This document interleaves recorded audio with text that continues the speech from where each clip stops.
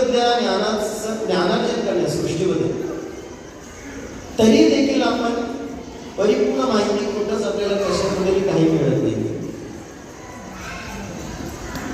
भगवंताचं परीक्षित किंवा भगवंत कोणाची जर माहिती जर आपण जीव जर सांगू लागला तर भगवंताची व्याख्या तो करू शकत. भगवंत कालातीत, गुणातीत आणि या भौतिक ब्रह्मांडाच्या पलीकडे निवास करतात.